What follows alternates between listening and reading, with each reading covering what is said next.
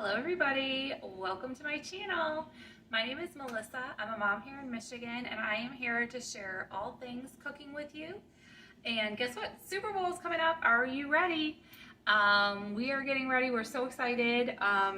Who are you rooting for? First of all, most important thing, I am excited, as I know so many of my Michigan friends and family are. Matt Stafford, who is the quarterback for the Rams now, 13 years he was on the Detroit Lions. Don't talk too much about the Detroit Lions, not the greatest team, but I'm so happy for Matt Stafford. He is now in the running to get a Super Bowl ring. Totally deserves it. Has been just great for our team while he was here. So happy for him. So, I'm sure that you're going to have a little Super Bowl get together, or even just with your family, whoever is at your house, just have a little Super Bowl fun. I have some lightened up snacks that you can either bring to a party or make for your family, and they're not going to taste or seem lightened up. Nobody's going to give you a hard time for this. So the first thing we're going to start with is chicken wings. And we are going to bake them. That's how they're going to get so much lighter than deep frying them. What I purchased was a frozen bag of chicken wings. This is 3 pounds. It was $16 at Walmart. I felt that it was a really good price. These wings, I rinsed them off. They are already all sectioned. If you buy the fresh pack of wings, you have to cut and section them yourself. It's a lot more work. So I prefer to buy the frozen. I did leave these overnight in the fridge to thaw out. If you don't do that, you have to put them in the microwave. You have to do something to get them thawed out. You don't want to start this process frozen. They have to be thawed out in order for the baked wings to get that nice crispy crunch that you want as in a deep fried wing. So make sure that they are fully thawed out, and jump right into it. So they're thawed out, they're rinsed, and so now what we're going to do, one of the most important things, is you have to get them very, very dry. So I am going to take a paper towel and put a few wings on my paper towel. Make sure that they are thoroughly dry. This is going to take just a minute, and then you put them in your Ziploc bag is the next thing where you're going to put them, because you want to give them a little coating of baking powder. That is also a trick that will get them nice and crispy like they're fried. So I am going to put them. Here is my bag of chicken wings, all sectioned up. They were frozen. They thawed them out and then rinsed them and then patted them dry with paper towel. The drier you get them, the more crispy they will be. The other thing I have set up is these 2 pans that I'm going to bake them on. So the most cookie sheets you have, the better, because the more space they have around them to get crispy, the better. I'm going to bring you closer to look at these pans and what I have going on here. So I have a this type of, where you would let your cookies cool off afterwards, on top of the baking sheet. Now I just have the foil. The foil there is mostly just for cleanup. Even if it doesn't fit great, like this one doesn't, this one end, one end's always going to be sticking up, but it gives it that circulation, that air space between underneath and on top.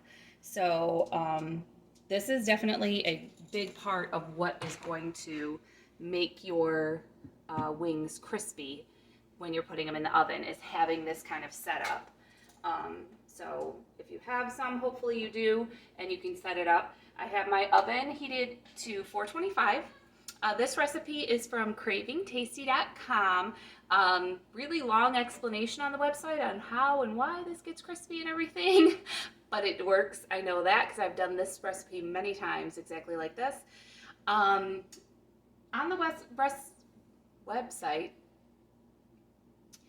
the website, he suggests to have 425 convection. I don't have a convection oven, so I do 425 for 30 minutes.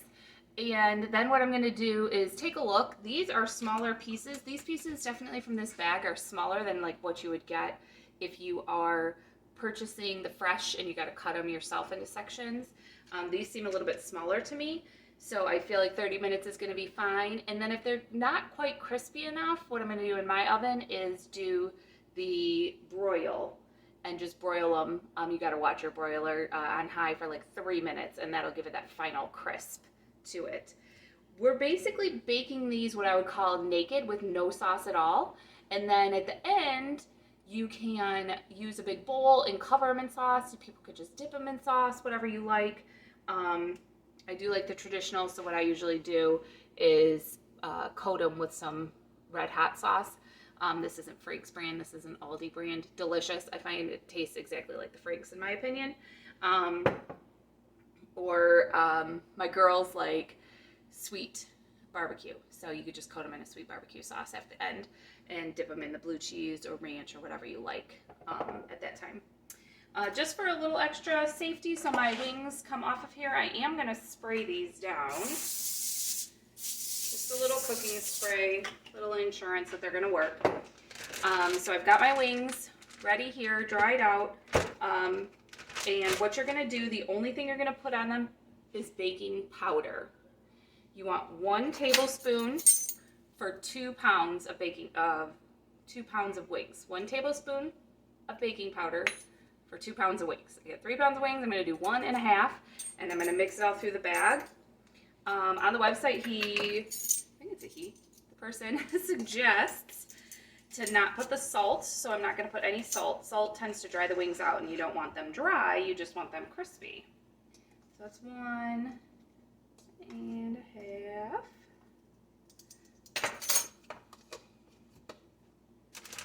And seal up your bag. You're going to want to coat them all over. And this, every time I do it this way, they really do come out very crispy, delicious, gives you that deep fried wing taste without having to deal with deep frying. I don't like doing a deep fryer myself. Not having to buy them somewhere else. Obviously, this is giving you your best value, but you can make them yourself. They are all looking fairly coated there. I am kind of just going to do this.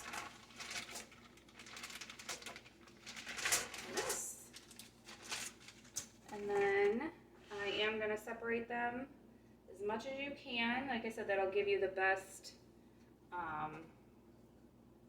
air and stuff that can go around it.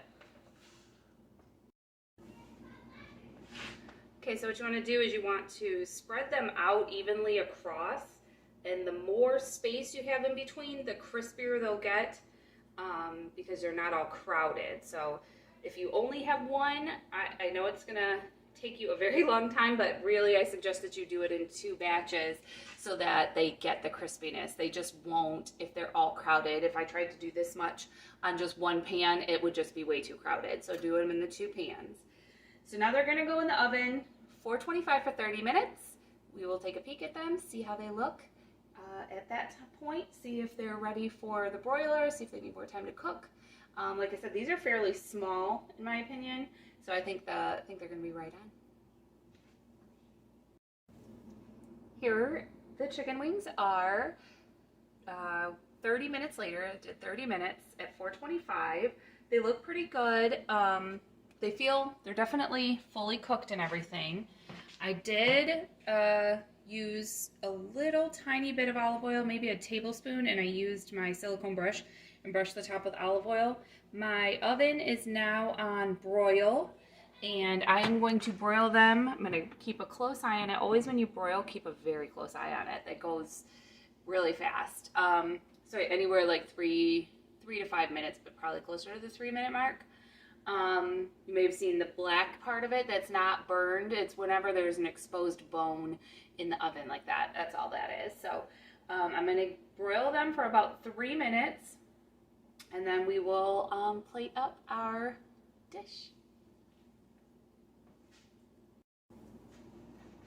Hi there. So I'm here for our second lightened up Super Bowl snack, and it is going to be potato skins. Very similar to the chicken wings, potato skins, you lighten them up by not deep frying them. These come out so good. I've used this, not exactly this recipe before, but I've done these before, and they do come out nice and crispy into the oven from out of the oven. So the first thing I did, especially to save a step, make it easier, faster, I actually microwave the potato to get them soft, because you're going to scoop that middle out and not use it. Okay, so after they come out of the microwave, they're all soft, ready to go. I have it's still pretty warm. I have a clean paper kitchen towel I'm going to use to scoop it out. You do want to be careful. You want to leave quite a bit of potato around the outside. You want to mostly just get into the middle, going around the edges like this, and then you scoop out the middle. You know, they're homemade. I'm not too worried about them being super fancy or anything like that. So they're hollowed out. And you're going to put them on your baking sheet. Save the potato, do something else with it, mash it up, have a little snack, gotta do something with it. So in order to get these crispy, the trick is you do need a little oil on them, but nowhere near like deep frying them. So I got a little tray of olive oil. I got my silicone brush. I really love these silicone brushes, they're fun. And I'm gonna do both sides of the potato, so I'm gonna do the back side of it and the inside of it.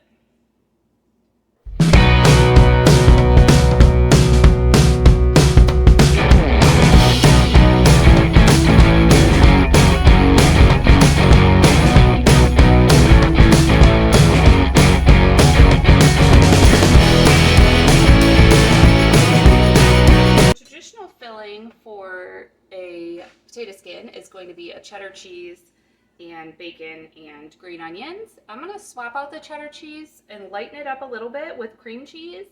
I intended to buy the third less fat cream cheese, but as all of you may have noticed at your store, it's just not available. Cream cheese in general is hard to find.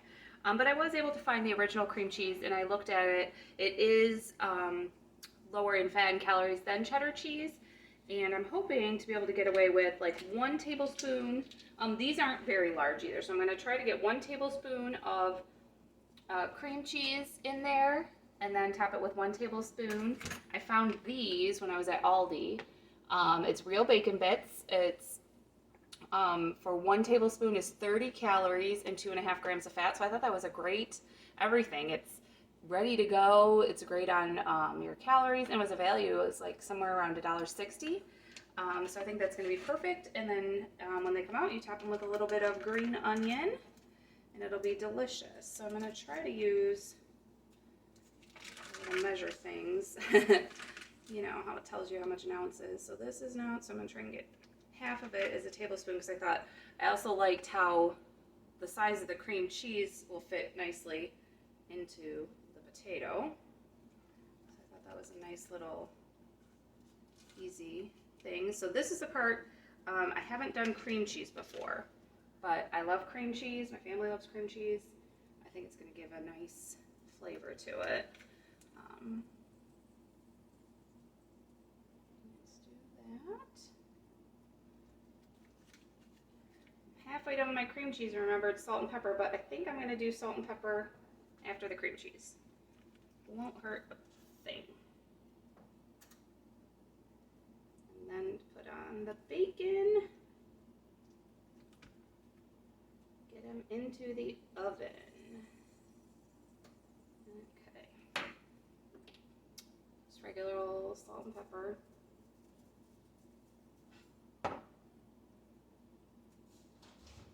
Pepper kind of looks fancy on the cream cheese.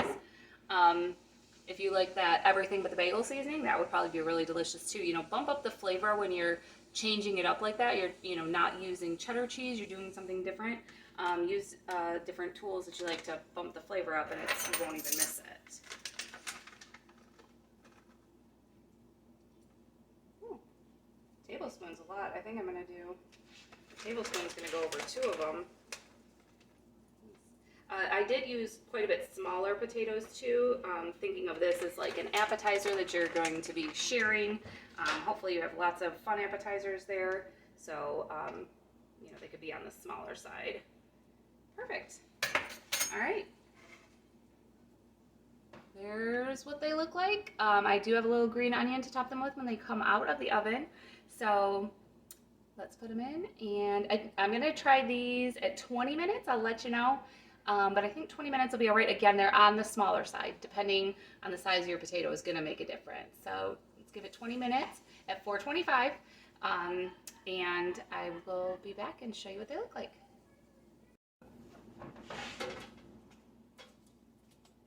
Get them all in here. Like I said, I think I'll do one tray sauced up. The other tray I'll leave naked. So people could put barbecue or anything else that they want on them. Of course, you can always add more hot sauce. I don't make a hot sauce. I know a lot of people say to melt the butter with it. I just pour this on there. Maybe I'm doing it wrong. I don't know. Let me know. It seems to work. They all taste delicious. Everything is fine. You know, it's the kitchen. You should be having a little fun. Just do what you guys like, what works. You see what I'm doing here? I am got my bowl tipped because, you know, you got to coat them a couple times in the sauce as you work. Let's see. Those are looking pretty good. I'm gonna put them on my platter.